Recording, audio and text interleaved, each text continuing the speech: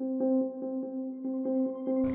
up, I was that weird kid who sat in the back of class drawing anime characters, and before I even dreamt about being a tattoo artist, I caught myself like drawing on friends. And senior year of high school, began graphic designing and taught myself how to use digital programs. So I went home and researched the history of tattooing, and I fell in love.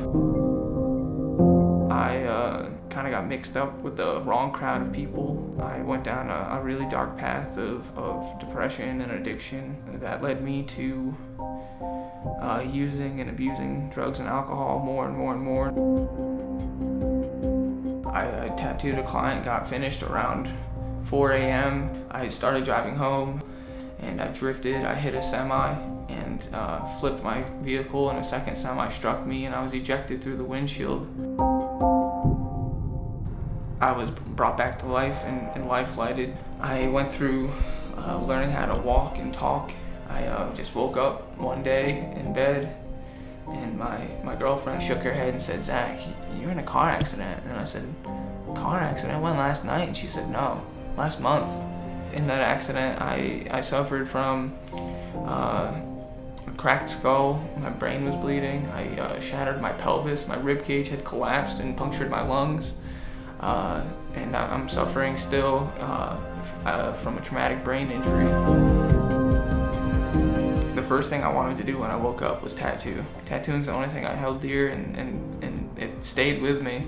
My mind was ready, but my body wasn't.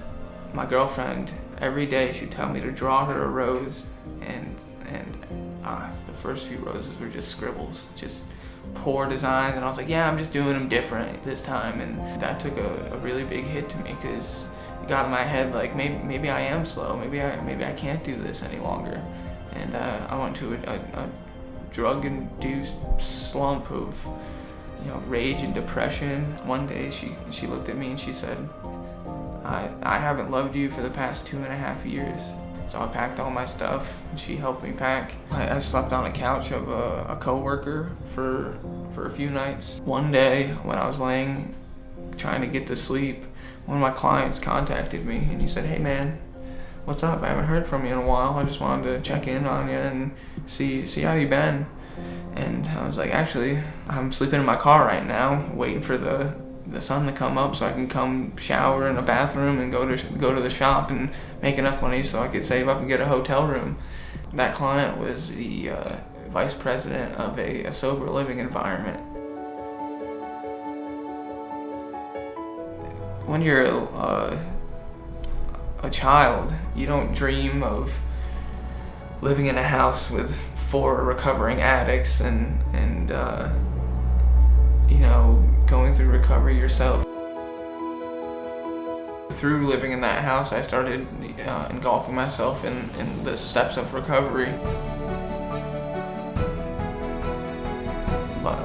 Life couldn't be better. I kind of jumped the gun with the steps. I looked into them, and step 9, I believe, is making amends. I contacted my ex-wife.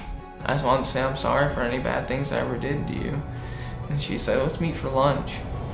She asked me if I thought about religion at all. And we went to church, and the sermon was about the lion and the lamb. And it hit me to the core. I started bawling my eyes out, because he was speaking about how you have to admit humility and admit that you're defeated in order to overcome and become a lion and persevere. And that was me. I had to admit my defeat. I had to admit my addiction. I had to admit that I hit rock bottom when I was sleeping in my car, showering in sinks, in order to persevere and overcome that.